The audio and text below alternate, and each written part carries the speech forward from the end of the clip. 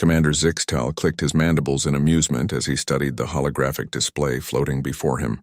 The blue-green planet rotated slowly, its surface marked by swirling white clouds and vast oceans. To most beings in the galaxy, it would appear beautiful, even peaceful. To Zixtal, it looked pathetic. "This is what the scouts discovered?"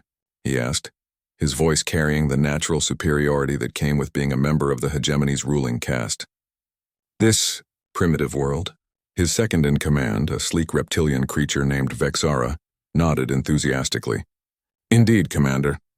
The inhabitants call their world Earth. Our long-range sensors indicate they've barely achieved basic spaceflight. They still burn fossil fuels for energy and fight wars over imaginary lines drawn on maps." Zixtal's laugh echoed through the command center of the massive dreadnought. Around them, dozens of officers from various species worked at their stations, each representing worlds that had been elevated by the hegemony centuries ago. The Caltharians with their crystalline bodies, the gas-breathing Nexuri, the hive-minded Silthek, all now served the greater purpose of galactic civilization under hegemony rule.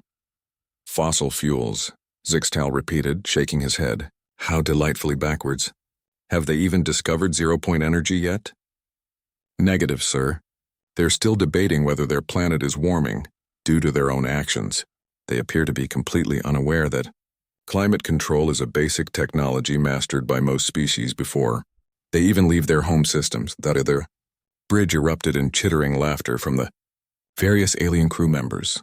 The idea of a species so primitive that they couldn't control their own planet's weather was genuinely amusing to them. The hegemony had been the dominant force in this galaxy for over 10,000 years, having absorbed or conquered every intelligent species they'd encountered. Each new world brought new resources, new workers, and occasionally new technologies to add to their vast empire. "What about their military capabilities?" Zixtal inquired, though his tone suggested he wasn't particularly concerned about the answer. Vexara consulted her data tablet. "Primitive chemical explosives, basic ballistic weapons, and some form of atomic weaponry. Nothing that could penetrate even our oldest shield generators. Their most advanced spacecraft can barely reach their own moon, and they've only maintained a presence there sporadically." "Atomic weapons," mused Zixtal. "How quaint. They've discovered how to split atoms but haven't yet learned to manipulate matter at the quantum level. They're probably still using silicon-based computing systems too." "Actually, sir, that's correct. They call them computers, and they're indeed based on silicon chips. Quite bulky and inefficient compared to our bio-neural networks." The laughter on the bridge grew louder. Several officers began sharing stories of other primitive species they'd encountered in the past, worlds where beings still used wheels for transportation, or where they hadn't even discovered electricity. But none had been quite as backward as these humans while still managing to achieve spaceflight. "What of their social structure?" Zixtal asked. "Surely they must have some form of unified government if they've managed to reach space." "That's perhaps the most amusing part, Commander," Vexara replied, her scales rippling with mirth. "They're divided into nearly 200 separate political entities, each with its own laws, customs, and often conflicting interests. They frequently engage in armed conflicts with each other over resources that we would consider abundant and easily obtainable." 200 separate governments? Zixtal was genuinely surprised. How do they coordinate anything? How did they even manage to build spacecraft with such a fractured civilization? From what our scouts observed, they don't coordinate well at all. Multiple nations are pursuing space programs independently, often competing with each other rather than collaborating. It's terribly inefficient. Zixtal studied the planet again, zooming in on various continents. He could see the lights of their cities, the geometric patterns of their agricultural areas, and the occasional flash of what might be aircraft moving through their atmosphere. For a moment, he almost felt sorry for them. They were clearly intelligent enough to have developed technology in spaceflight, but they lacked the wisdom to unite under a single, efficient government. "Well," he said finally, "I suppose we should introduce ourselves. Set course for their system. We'll follow standard first contact protocols, establish communication, demonstrate our technological superiority, and offer them the choice between voluntary integration into the hegemony or alternative measures." "Yes, sir. Shall I prepare the standard welcome package? Translation matrices, basic cultural exchange materials, and documentation of our technological capabilities?" "Indeed. though I suspect this will be one of our easier integrations. A species this primitive should be properly awed by our arrival. They've probably never seen technology beyond their own crude attempts. As the massive dreadnought began its journey toward the Sol system, Zixtal felt a familiar sense of satisfaction. Another world would soon join the hegemony, adding their unique biology and what little technology they possessed to the greater whole. The humans would be grateful eventually. They all were once they understood the benefits of joining a truly advanced galactic civilization. "How long until we reach their system?" he asked. "Approximately 72 standard hours at current speed, Commander." "Excellent. That should give us time to prepare a proper demonstration. Perhaps we'll start by disabling their primitive satellites and space stations. Nothing destructive, just enough to show them the futility of resistance." Vexara nodded approvingly. "A sound strategy, sir. It worked well with the Carillion system." Zixtal settled back in his command chair, already imagining the look of wonder and terror on these humans' faces when his ship appeared in their skies. It would be another glorious day for the hegemony, another step toward their ultimate goal of bringing order and civilization to every corner of the galaxy. The blue planet continued to rotate peacefully on his display, completely unaware that its primitive civilization was about to encounter the most advanced military force in the known galaxy. The detection systems at NORAD began screaming alerts at 347 hours Mountain Time. Technician Sarah Chen stared at her screen in disbelief, running diagnostics for the third time in 5 minutes. The object approaching Earth was massive, larger than anything humanity had ever built, and it was decelerating in a way that defied known physics. "Sir, you need to see this," she called to her supervisor, Colonel Marcus Rodriguez.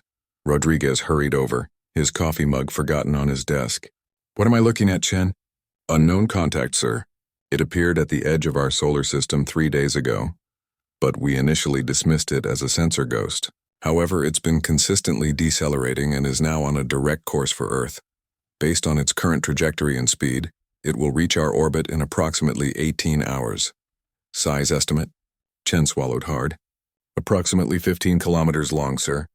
And Colonel, it's broadcasting." Within hours, every major government on Earth was in emergency session. The message was simple, transmitted in perfect English, Mandarin, Russian, Arabic, and dozens of other languages simultaneously. "Greetings, primitive inhabitants of the third planet. We are representatives of the galactic hegemony. Prepare to receive our diplomatic envoy. Do not attempt to interfere with our vessel or approach our ship with your crude spacecraft. We come in peace, but we will defend ourselves if threatened." President Williams sat in the White House Situation Room, surrounded by military advisors, scientists, and intelligence officials. On the main screen, a real-time image showed the alien vessel, a sleek, angular construction that seemed to bend light around its edges. "Options?" Williams asked grimly. General Thompson, chairman of the Joint Chiefs, spoke first. "Militarily speaking, Madam President, we have none. If that ship can travel between star systems, our weapons are likely useless against it." Dr. Elizabeth Hayes, the President's science advisor, nodded agreement. "The energy requirements for interstellar travel suggest technology thousands of years beyond our current capabilities. We're dealing with a civilization that views us the way we might view ancient Romans." Aboard the hegemony dreadnought, Zixtal watched with amusement as various human spacecraft, primitive chemical rockets, and what appeared to be nuclear-powered vessels scrambled to intercept his ship. They maintained a respectful distance, which showed these humans had at least some sense of self-preservation. "Their reaction is quite typical," Vexara observed. "Initial panic followed by cautious observation, though I must admit, they seem more organized than many species we encounter at this technological level." "Perhaps," Zixtal replied dismissively, "though organization means little when your most advanced weapons couldn't penetrate our auxiliary shields." "Have you analyzed their spacecraft?" "Yes, Commander. Chemical propulsion for the most part, with some basic nuclear thermal rockets. They do seem to have achieved limited antimatter containment, which is unexpected for their level." Zixtal's attention sharpened slightly. "Antimatter? At their technological level?" "Small amounts only, sir. Probably for research purposes rather than practical application. Still, it's unusual to see antimatter manipulation before fusion mastery." Before Zixtal could respond, his communications officer announced, Commander, we're receiving a transmission from the planet. Multiple sources, but they appear to be coordinating their response. Put it through. The image that appeared on the main screen showed a dignified human female in what appeared to be formal attire. Behind her stood several other humans, representing various ethnicities and presumably different governments. I am President Williams of the United States of America, speaking on behalf of the United Nations of Earth. The human said calmly, "We welcome you to our solar system and wish to establish peaceful diplomatic relations." Zixtal was mildly impressed despite himself. The human showed no visible fear, and her words were measured and diplomatic. Still, the mention of United Nations while claiming to represent a United States confirmed their fractured political structure. "Greetings, President Williams," Zixtal replied, his ship's translation systems converting his words into perfect English. "I am Commander Zixtal of the hegemony vessel Eternal Dominion. We have come to offer your species a great honor, membership in the Galactic hegemony." "We appreciate your offer, Commander," Williams responded. "However, we would like to learn more about this hegemony and what membership would entail." The bridge crew exchanged amused glances. It was always entertaining when primitive species tried to negotiate. "The hegemony represents the pinnacle of galactic civilization," Zixtal explained patiently. "We have brought peace and prosperity to over 10,000 worlds. Under our guidance, your species will advance beyond your current limitations. Your resources will be managed efficiently. Your population will be educated in proper galactic standards, and your technology will be upgraded to acceptable levels." President Williams maintained her diplomatic composure, but Zixtal could see the subtle tension in her posture. "And if we choose not to accept membership at this time? That would be unfortunate," Zixtal replied. "However, the hegemony does not force membership upon unwilling species. We simply ensure that non-member worlds do not pose a threat to galactic stability." The implication was clear, and Williams understood it perfectly. "I see. And how long do we have to consider your generous offer?" "We are prepared to remain in your system for one of your solar rotations, one day, to allow for proper consideration." Surely that is sufficient time for a decision of this magnitude. What Zixtal didn't expect was the slight smile that crossed Williams' face. "Commander, our species has a saying, the best decisions are never rushed. One day is hardly sufficient to evaluate such a significant change to our civilization. We would respectfully request more time for proper deliberation." "More time?" Zixtal was genuinely surprised. Most species either surrendered immediately or attempted futile resistance. This human was actually trying to negotiate for delay. "Perhaps a week," Williams suggested. "We would also appreciate the opportunity to exchange cultural and scientific information. Surely a civilization as advanced as yours would be interested in studying a species new to galactic society." Several bridge officers began chittering with amusement. The audacity of this primitive human was remarkable. "Cultural exchange?" Vexara whispered. "What could they possibly offer us?" But Zixtal found himself intrigued despite his better judgment. The human's calm confidence was unusual. Most species were either cowering in terror or making desperate threats by this point. "Very well," he said finally. "We will grant you 3 of your days. But understand, President Williams, that the hegemony's patience has limits." "Understood, Commander. We look forward to learning more about your civilization." As the transmission ended, Zixtal stared thoughtfully at the blue planet below. Something about these humans was different, though he couldn't quite identify what. They showed none of the expected fear or desperation. If anything, they seemed almost amused. It was probably nothing. After all, what could a species that still burned fossil fuels possibly do against the might of the hegemony? Day 2 of the alien presence brought unexpected developments that left Commander Zixtal increasingly puzzled. The humans had not spent their time cowering or frantically building defenses. Instead, they seemed to be conducting business as usual. With one notable exception, they had begun broadcasting. "Commander," his communications officer reported, "the humans are transmitting data streams directly to our ship. Mathematical principles, historical records, and what appears to be cultural information." "Are you certain it's safe?" Zixtal asked, remembering protocols about primitive species sometimes carrying unique viruses or data corruption. "Yes, sir. We've screened everything through isolated systems. It's remarkable, actually. Their mathematical understanding is quite sophisticated for their apparent technological level. Vexara looked up from her analysis station. Sir, you should see this. They've transmitted what they call prime number sequences that extend far beyond what most species discover until they achieve interstellar capability.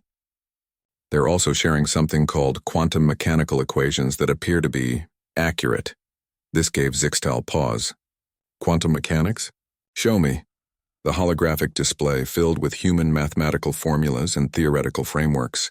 Zixtal studied them carefully, his expertise in galactic sciences allowing him to quickly assess their validity. What he saw troubled him. These equations describe quantum entanglement applications, he murmured. But our sensors indicated they haven't developed quantum computing. That's correct, sir. They seem to understand the theory, but lack the technology to implement it. Unusual but not unprecedented. Before Zixtal could respond, another alert chimed. Commander, we're detecting multiple launches from the planet's surface. 12 spacecraft various sizes approaching at different vectors. Weapons? Zixtal asked sharply. Negative, sir. They appear to be gifts. Gifts? The largest human spacecraft, barely the size of a hegemony shuttle, approached to within 1,000 kilometers before stopping. Its design was crude but functional, chemical rockets and basic life support systems. However, something about its approach pattern struck Zixtal as oddly professional. Eternal Dominion, this is Captain Lisa Park of the Earth vessel Harmony, came a transmission. We're delivering cultural exchange materials as discussed. Permission to approach? Granted, Zixtal replied, curious despite himself. As the human ship drew closer, Zixtal noticed something that made him frown. The approach was flawless. Perfectly calculated vectors, precise maneuvering, and navigation that would have been impressive even by hegemony standards.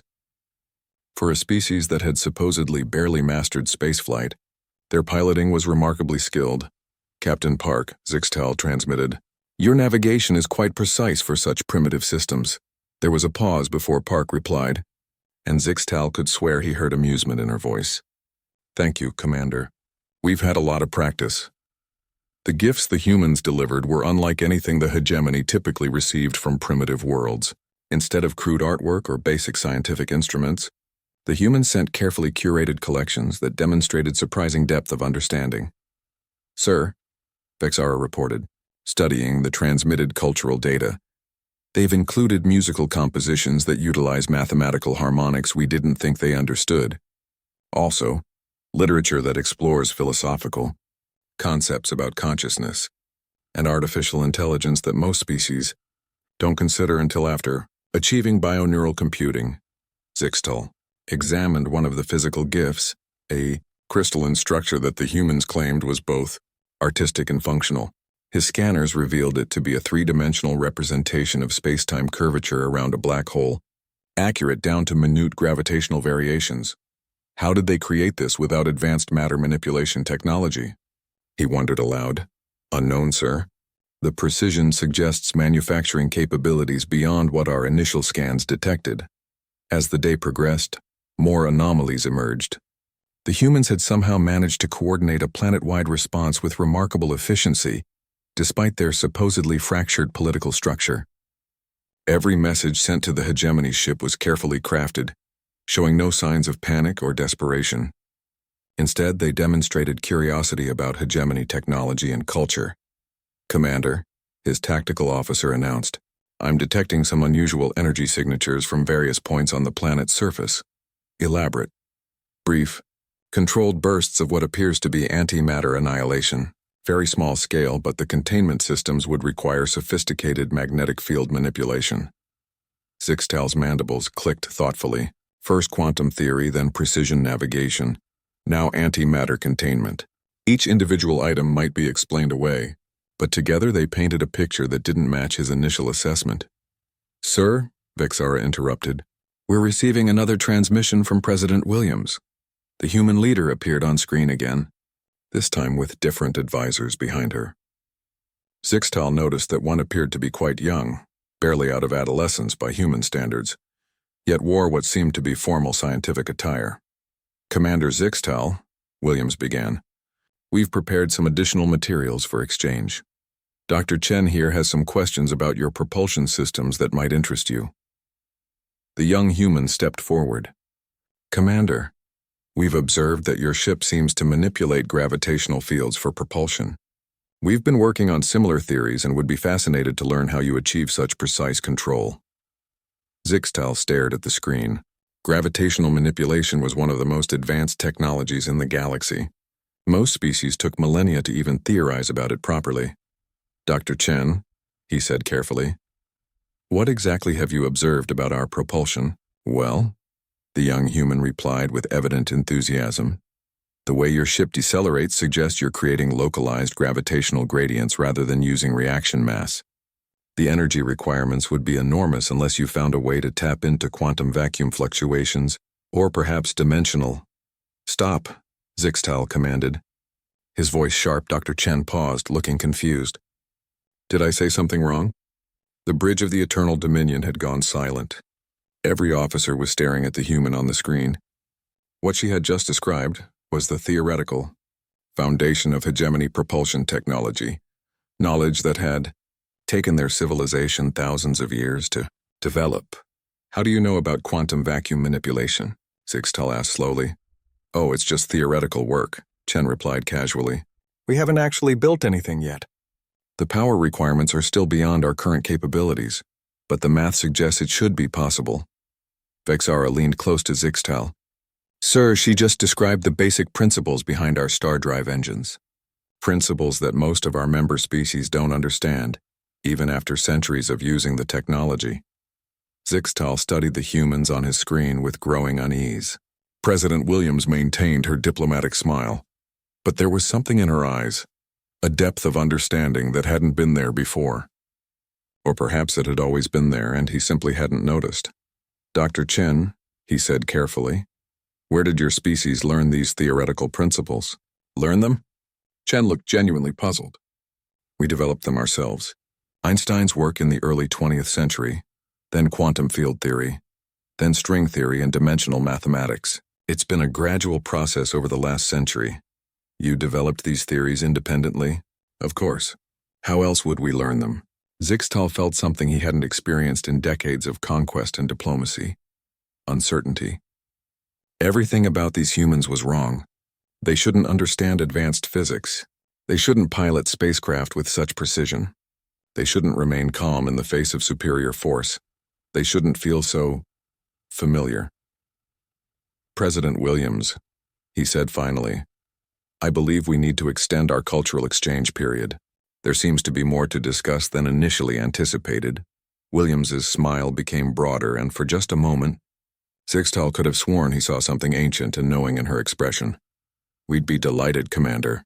After all, there's so much we could learn from each other. By the morning of the third day, Commander Zixtal had called 3 separate emergency briefings with his senior staff. The reports coming in from various scanning stations painted an increasingly disturbing picture of the human world below. Sir, Lieutenant Kexivor reported, his crystalline form flickering with nervous energy, our deep surface scans have detected significant anomalies. The humans appear to have extensive underground installations that our initial surveys missed. What kind of installations? Unknown, sir. They're shielded by what appears to be exotic matter barriers. The energy signatures suggest massive computational networks and, sir, some of the readings are consistent with zero-point energy taps. Zixtal's coffee equivalent slipped from his grasp, clattering to the floor. Zero-point energy? Are you certain? The signatures are unmistakable, Commander. But they're inactive, as if the humans built the infrastructure but chose not to use it.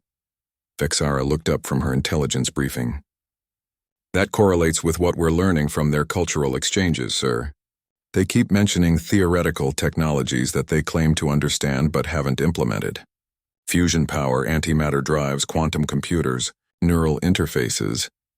They describe all of it accurately but insist they're still working on practical applications. But why would they not implement technologies they clearly understand? Before anyone could answer, the communications officer announced, Commander, incoming transmission from the planet. It's different this time.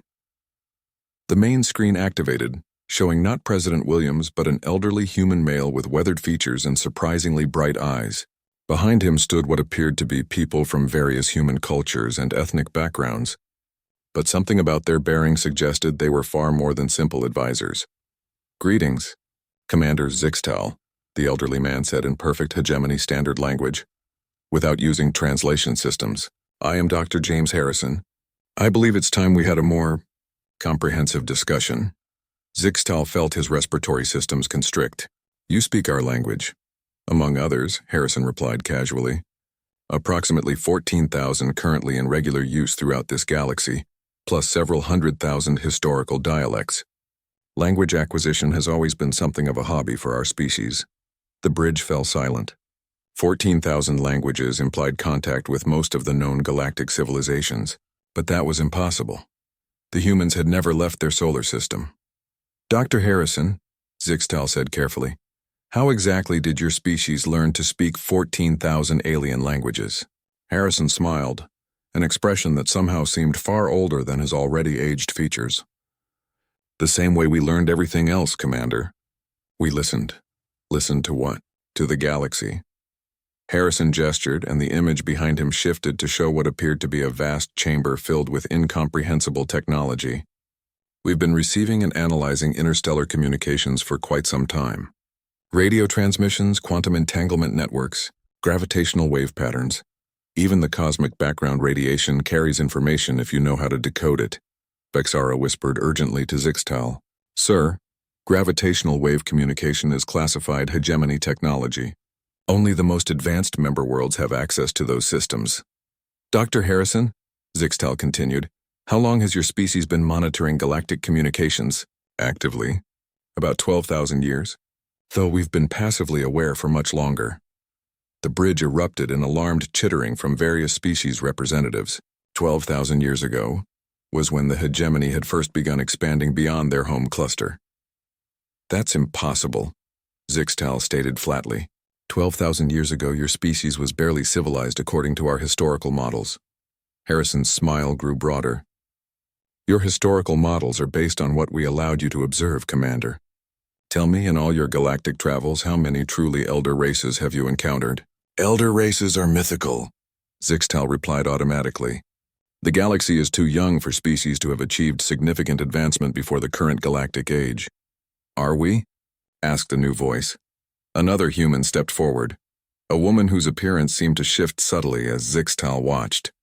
One moment she appeared young, the next ancient, as if time itself moved differently around her.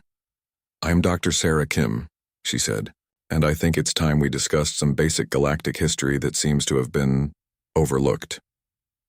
The image behind the humans changed again, showing what appeared to be stellar maps. But these weren't current maps, they showed star patterns from tens of thousands of years ago. Commander, Dr. Kim continued, your hegemony has done admirable work bringing organization to this spiral arm. But perhaps you should ask yourselves, who built the quantum relay networks you've been using? Who established the gravitational navigation beacons? Who left the technological breadcrumbs that allowed rapid advancement for younger species? Zixtal stared at the stellar maps, recognition dawning slowly. The infrastructure the hegemony used, the fundamental technologies that made their empire possible, they had always assumed were natural phenomena or remnants of some long-dead civilization. You're claiming that humans built the galactic infrastructure? Not just humans, Dr. Kim replied. We were part of a collective effort. But yes, much of what you call natural galactic phenomena is actually very old technology. Dr. Harrison stepped forward again. Commander, we've been watching your species' development with great interest. The hegemony represents exactly the kind of organizational structure we hoped would emerge. You've done excellent work bringing stability to chaotic regions. Watching our development? Zixtal's voice cracked slightly. For approximately 8,000 years, yes. Your species showed remarkable potential for administrative excellence. We're quite proud of how you've turned out. The implications hit Zixtal like a physical blow. The hegemony wasn't discovering and conquering primitive worlds. They were being managed by beings who had been observing them since their species first achieved interstellar flight. But your technology, Vexara protested. Your civilization appears primitive. Appears, yes, Dr. Harrison agreed. We've found that younger species respond better to gradual revelation, rather than immediate overwhelming contact. Hence our choice to maintain the appearance of a developing civilization until appropriate contact could be established. Appropriate contact? Dr. Kim nodded. Your arrival here wasn't coincidental, Commander. We've been guiding your expansion pattern for centuries, ensuring you would eventually reach Sol system when we determined you were ready for the next phase of galactic development. Zixtal's mind reeled. Every conquest, every strategic decision, every expansion of hegemony territory, all of it had been subtly guided by these supposed primitives. "What are you?" he whispered. "We're human," Dr. Harrison replied simply. "But we're also something else. We're the caretakers this galaxy chose long ago. The gardeners who plant seeds and tend to growing civilizations until they're ready to take their place in the greater community." Greater community? The image behind the humans changed once more, showing not just the Milky Way galaxy, but dozens of other galaxies stretching into the cosmic distance. "Commander," Dr. Kim said gently, "did you really think this was the only galaxy with intelligent life? We've been waiting quite patiently for the hegemony to mature enough for introduction to the broader galactic neighborhood." Zixtal looked around his bridge at the faces of his crew, representatives of species from across known space, all of whom now stared at the screen with expressions of shock and dawning comprehension. "How many?" he asked quietly. "How many galaxies? Or how many elder races?" Dr. Harrison asked. "Because the answers are more than you can imagine and enough to keep things interesting." "And Earth?" "The solar system. Earth is our home, yes, but it's also a way station, a rest stop, and occasionally a retirement community for beings who've spent too many millennia traveling between stars." Dr. Harrison's expression grew fond. "It's a beautiful little planet. We're quite attached to it." Zixtal realized that everything he thought he knew about the galaxy, about the hegemony's place in it, about the nature of civilization itself, had just been revealed as a carefully maintained illusion. "What happens now?" he asked. Dr. Harrison smiled at Zixtal's question, and suddenly the elderly human seemed less frail than he had moments before. "What happens now, Commander, is that we show you something that very few species have been privileged to witness." The transmission ended abruptly, leaving the bridge of the Eternal Dominion in stunned silence. Before Zixtal could order communications restored, his sensor operator called out in alarm. "Commander!" Multiple contacts emerging from everywhere. "I'm reading massive energy signatures throughout the system." The main display activated, showing the solar system from a wide perspective. What Zixtal saw made his respiratory system cease functioning entirely. Ships were materializing from what appeared to be empty space, hundreds of them, ranging in size from small craft no larger than hegemony fighters to massive constructions that dwarfed even the Eternal Dominion. "Sir," his tactical officer reported, voice shaking, "the largest vessels are reading as approximately 200 kilometers in length. And, Commander, they're not following any known physics. Indeed, the ships moved through space in ways that defied understanding. Some seemed to fold space around themselves. Others appeared to exist in multiple locations simultaneously, and a few seemed to be composed of substances that shifted between matter and pure energy." "Where did they come from?" Zixtal demanded. "Unknown, sir. They simply appeared. Our sensors detected no approach vectors, no energy buildup, no distortion fields. One moment the space was empty, the next moment they were there." A new transmission arrived, this time showing a vast chamber that stretched beyond the horizon. Hundreds of beings stood in organized groups, and not all of them were human. Zixtal recognized some species that the hegemony had encountered in deep space exploration, beings they had classified as extinct, based on finding only ruins and artifacts. "Commander Zixtal," Dr. Harrison's voice came from somewhere in the massive gathering. "Welcome to a gathering of the Galactic Council. Representatives from this galaxy and several others." The camera view shifted, revealing beings of impossible variety. Some were energy patterns that maintained coherent thought. Others appeared to be living mathematics given physical form. Zixtal spotted what looked like the legendary architects, beings he had assumed were mythical, standing alongside creatures that seemed to be made of crystallized time. "The Council," Dr. Harrison continued, "now visible among the gathering, governs interactions between galactic civilizations.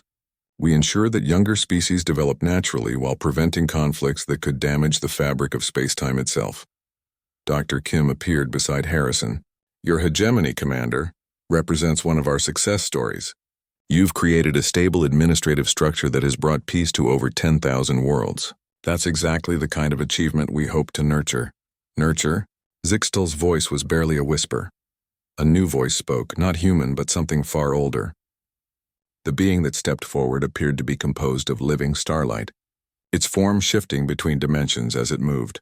"Young hegemony, Commander," it said, its words somehow appearing directly in Zixtal's mind. "Your species was selected 47,000 years ago as potential galactic administrators. We have been guiding your development since your first ancestor looked up at the stars." The implication struck Zixtal like a physical blow. His entire species, their entire civilization, had been shaped by these elder beings. Every war your people fought, every technological breakthrough, every expansion into space, all of it carefully orchestrated to develop the skills you would need for your eventual role. The star being continued. "You have performed admirably." Dr. Harrison stepped forward again. "Commander, do you remember the ancient ruins your archaeologists discovered on your homeworld? The ones that seemed to show impossible technological advancement, followed by sudden disappearance?" "The first builders," Zixtal replied automatically. "We assumed they were an early version of our species that went extinct. They were your predecessors," Dr. Harrison confirmed. "Each galactic cycle, we select promising species to serve as administrators. When their time comes to ascend to elder status, new species are chosen to replace them. The cycle has continued for millions of years." Another being stepped forward. This one appeared almost human, but moved with a grace that suggested familiarity with different gravitational environments. "I am Dr. Elena Vasquez," she said. "I represent humanity's contribution to the current council. We joined the elder races approximately 80,000 years ago, after our own period as galactic administrators." 80,000 years? Vexara whispered. "Human civilization is far older than our archaeological records suggest," Dr. Vasquez explained. "We periodically reset our apparent development to maintain the illusion of being a young species. It helps us better understand and guide newer civilizations." The star being gestured, and the view expanded to show not just the solar system but the entire galactic arm. Streams of energy connected various star systems, creating a network of impossible complexity. "This is the true galactic infrastructure," it explained, "built over millions of years by countless elder races. Your hegemony's expansion has been following predetermined pathways designed to eventually connect with the greater network." Dr. Harrison nodded. "Commander, your species' natural talent for organization and administration caught our attention early. But it was your innate sense of justice and fairness that convinced us you were ready for greater responsibilities." Greater responsibilities. "The hegemony will soon be ready to take its place as administrators for this entire galactic arm," Dr. Vasquez announced. "Approximately 15 billion star systems containing over 3 million intelligent species at various stages of development." Zixtal's legs gave out. The scope was beyond anything he had imagined possible. "But first," Dr. Harrison continued, "you must understand what you're truly joining. The elder races don't simply observe and guide. We protect." The view changed again, showing the space between galaxies. In the vast darkness, things moved. Things that hurt to look at directly. Beings of such alien nature that they seemed to exist in violation of reality itself. "The universe is not entirely friendly," the star being explained. "There are entities that view young civilizations as resources to be consumed. The elder races exist partially to ensure that promising species like yours have the chance to develop and contribute to the greater community. We've been fighting this war for longer than your species has existed," Dr. Vasquez added, "and winning. But victory requires constant vigilance and the continuous development of new allies." Dr. Harrison smiled warmly. "Which brings us to why we're revealing ourselves now. The hegemony has reached the point where it can begin contributing to this larger purpose. Your organizational skills, your diplomatic capabilities, your natural inclination toward bringing order from chaos, these are exactly the talents we need. But our technology," Zixtal protested weakly, "we're nothing compared to what you've shown us." "Technology can be shared," Dr. Harrison replied. "Wisdom and character cannot be artificially created. Your species possesses the latter, and we can provide the former." The star being gestured again, and suddenly Zixtal could perceive the true nature of the ships surrounding his vessel. They weren't just advanced technology. They were living constructs, fusion of matter, energy, and consciousness that existed as expressions of their creator's will. "Commander," it said, Your species stands at the threshold of transformation. You can choose to join us as equals in the Council, taking responsibility for guiding the next generation of galactic civilizations. Or you can continue as you have been, managing your current territory while we gradually reveal more truth over the coming centuries. Dr. Harrison stepped closer to the camera. Either choice is valid, Commander, but I think you and your people are ready for the greater challenge. After all, we've been preparing you for it for over 40,000 years. Zixtal looked around his bridge at the faces of his crew, beings from dozens of worlds, species that had joined the hegemony and found purpose in its mission of bringing order to chaos. All of them stared at the displays showing the true scope of galactic civilization, the ancient war being fought in the spaces between galaxies, and the incredible responsibility being offered to their people.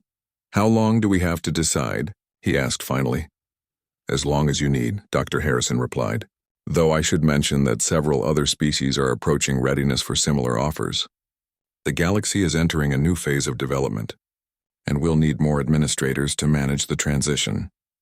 Zixtal realized that everything his people had worked for, every conquest and diplomatic achievement had been leading to this moment.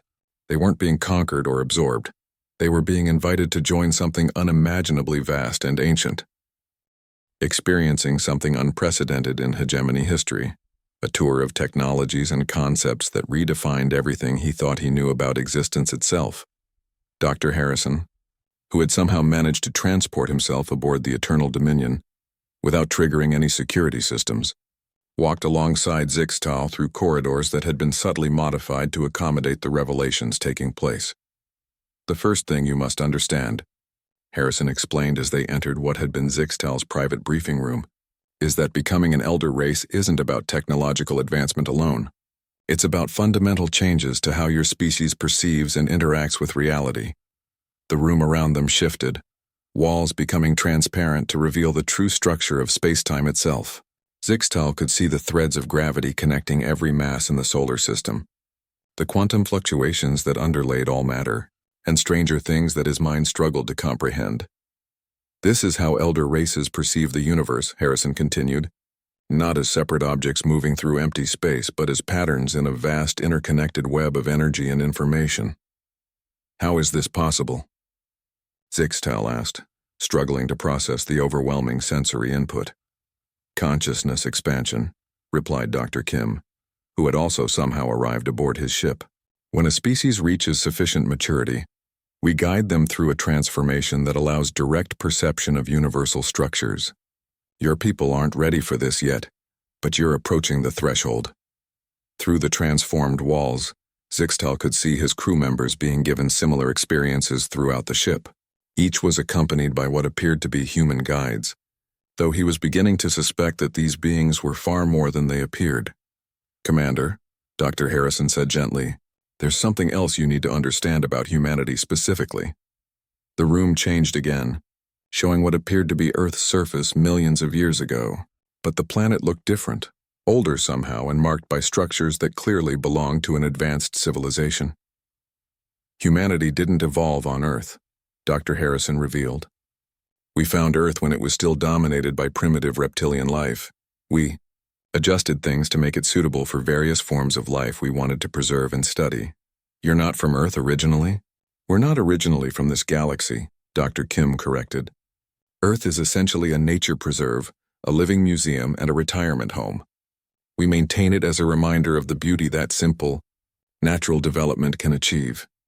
The images shifted, showing other worlds, hundreds of them, each adapted to support different forms of life under humanity's guidance.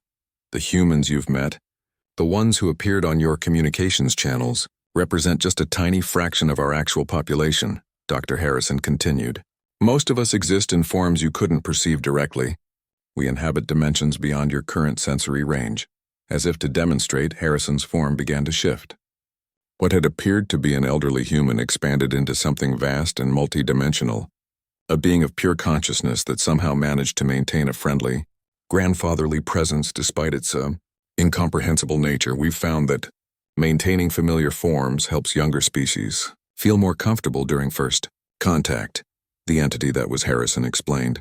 "Fear and overwhelming awe tend to interfere with productive communication." Zixtal stared at the being before him, trying to understand what he was experiencing. "What are you really?" "We're what your species will become given time and proper guidance," Harrison replied, shifting back to his more familiar human appearance. "Though each species develops its own unique characteristics as it ascends, humans specialize in biological preservation and consciousness expansion.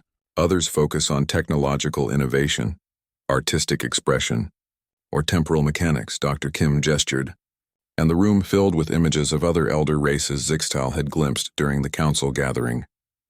"The crystalline beings you saw specialize in mathematical reality manipulation. The energy entities work with fundamental forces. The temporal specialists maintain causality across multiple timelines."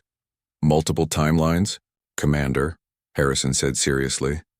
"The universe is far stranger and more complex than even your advanced science suggests. There are realities where your species never developed, others where the hegemony conquered the entire galaxy through force rather than diplomacy, and still others where entirely different forms of consciousness emerged. Managing interactions between these realities is part of what elder races do." The implications were staggering. Zixtal tried to process the idea that there were versions of reality where everything had developed differently. "But why reveal all this to us now?" he asked. Dr. Kim's expression grew serious. "Because the threats I mentioned earlier, the entities that exist between galaxies, they're becoming more active. We're approaching a period of cosmic instability that will require all available resources to navigate safely." The room transformed once more, showing the space between galactic clusters. In the vast darkness, Zixtal could perceive movement. Things that seemed to devour light itself. Entities that existed as negations of reality. "These beings represent entropy made conscious," Harrison explained. "They view organized matter and energy as aberrations to be corrected. Left unchecked, they would reduce the entire universe to cold, empty space." "How long have you been fighting them?" "Since consciousness first emerged in this universe," Dr. Kim replied. "It's not a war in any sense you would recognize. It's more like gardening on a cosmic scale, constantly maintaining the conditions necessary for life and growth, while preventing the spread of destructive forces." Harrison nodded. "Your species' talent for organization and administration makes you natural allies in this effort. The hegemony has already proven capable of maintaining stability across thousands of worlds. With proper support and guidance, you could manage entire galactic arms. But the choice must be voluntary," Dr. Kim emphasized. "Species that are forced into elder status never develop the wisdom necessary for the role. They become tools rather than partners." Through the transformed walls, Zixtal could see his crew members having intense discussions with their human guides. Some appeared excited, others seemed overwhelmed, and a few looked genuinely terrified by the revelations they were receiving. "What would joining really mean for my people?" Zixtal asked. "Gradual transformation over the next several thousand years," Harrison replied. "We'd begin by expanding your territories and responsibilities, giving you administration over regions of space you've never explored. Your technology would be upgraded incrementally, allowing your scientists and engineers to understand each advancement before moving to the next level. And eventually your species would undergo the consciousness expansion process. You'd gain the ability to perceive and manipulate reality directly. Your individuals would become capable of existing across multiple dimensions simultaneously, and you'd take your place as full members of the Council." Dr. Kim added, "You'd also gain access to the greater galactic community, species and civilizations from other galaxies, beings whose existence you can't currently imagine. The universe is incredibly vast and diverse, Commander. What you've seen of the Milky Way represents less than 1% of inhabited space." Zixtal felt a mixture of excitement and terror at the scope of what was being offered. "And if we choose not to accept? Then you continue as you have been," Harrison replied without judgment. "The hegemony would remain an important regional power, and we'd continue to provide subtle guidance as needed. There's no shame in choosing a smaller scope of responsibility, but other species would be given the opportunity instead. Yes, the cosmos requires active management, Commander. If your people aren't ready for the role, others will be invited to fill it."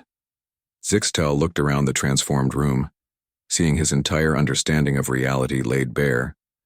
Everything he had believed about the universe, about his species' place in it, about the nature of existence itself, had been revealed as a carefully maintained illusion designed to allow natural development. "How long do we have to decide?" Take as much time as you need, Dr. Kim replied.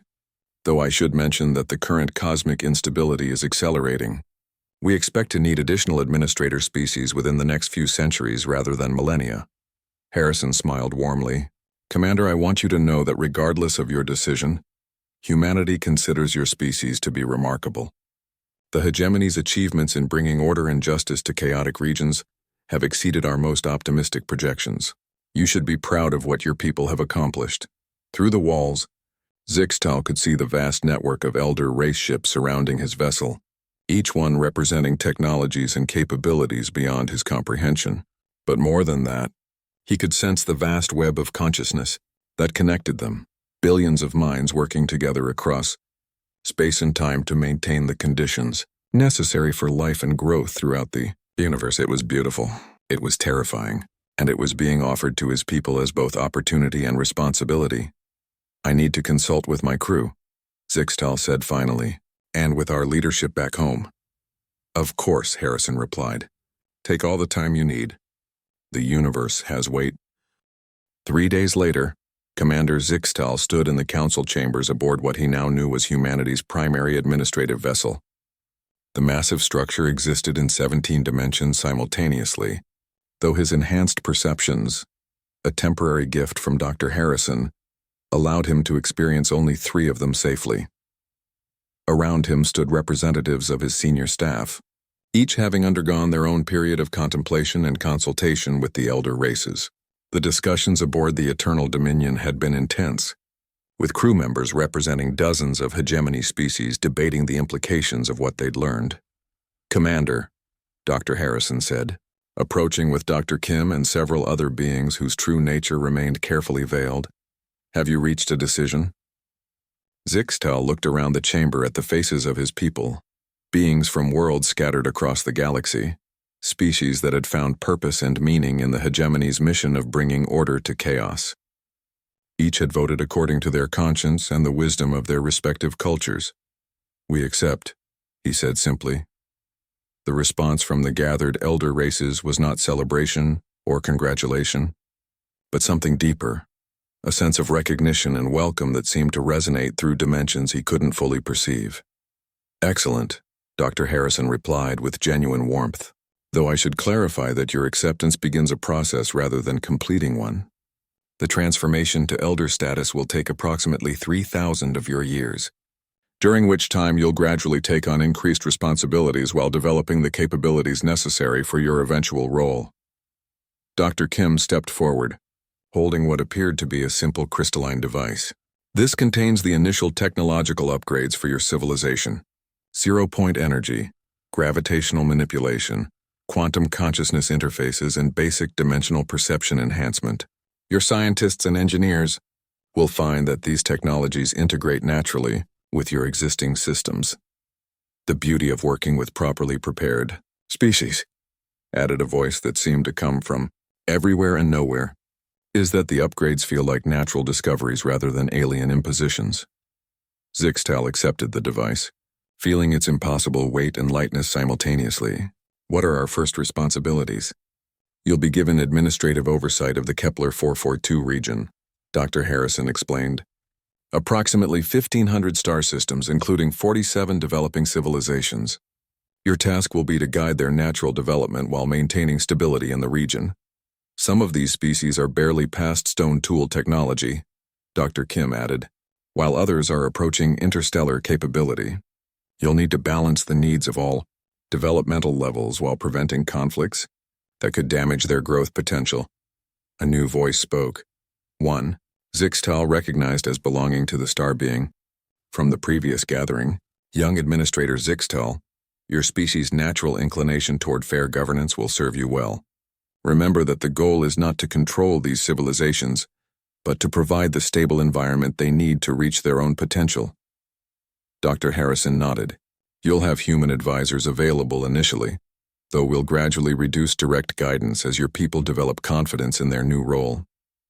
The transition process has been refined over millions of years. We know how to make it as smooth as possible. What about the greater threat? Zixtal asked.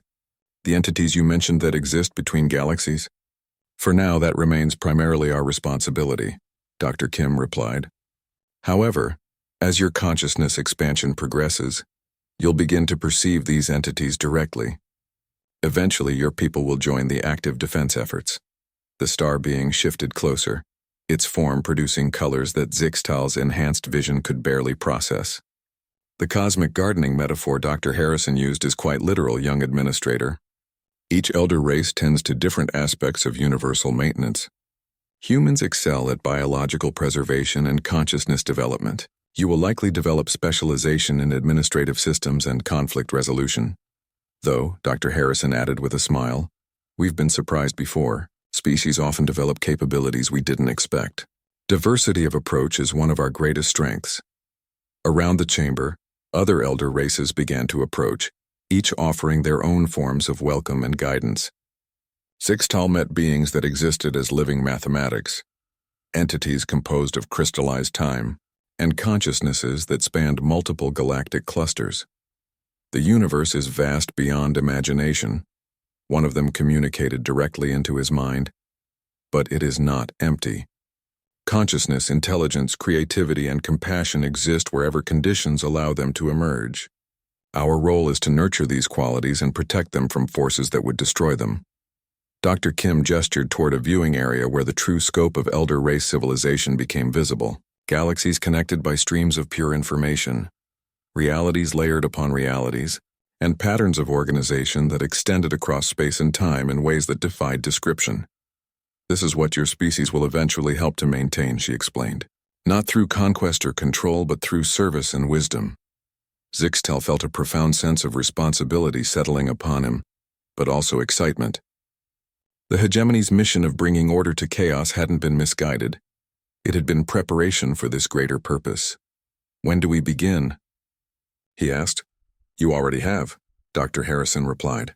The moment you accepted our offer, the transformation process began. Your ship's systems are already integrating with the upgrades Dr. Kim provided. Your crew members are beginning to perceive reality in new ways.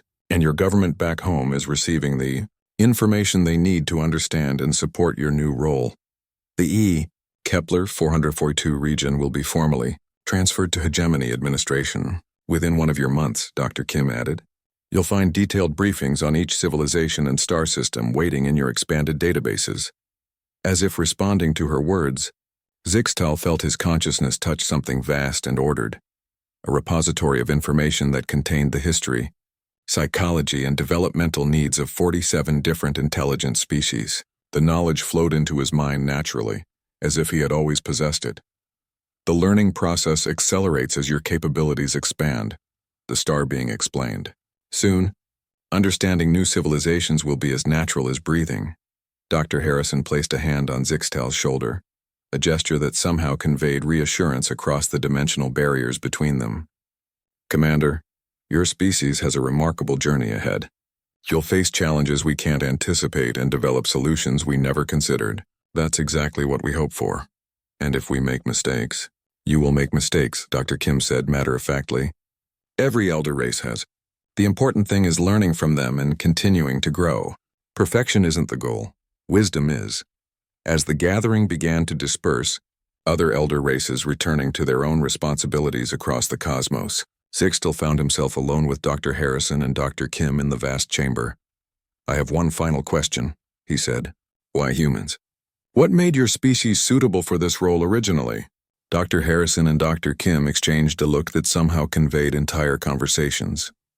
Humans, Dr. Kim replied slowly, have an unusual talent for seeing potential in other beings. We're naturally inclined to nurture growth rather than impose control, and we never quite lose our sense of wonder at the diversity and beauty of consciousness wherever it emerges. Plus, Dr. Harrison added with a grin that seemed very human despite everything Zixtal now knew about his true nature. We're incredibly stubborn. Once we decide something is worth protecting, we don't give up easily. As Zixtal prepared to return to his ship and begin the journey back to Hegemony space, he realized that everything was about to change. His people would become gardeners on a cosmic scale, nurturing the development of countless civilizations while gradually transforming into something unimaginably greater than what they had been. It was terrifying. It was overwhelming. And it was exactly what the hegemony had been unconsciously preparing for since their first tentative steps into space. The galaxy was vast, ancient, and filled with wonders beyond imagination.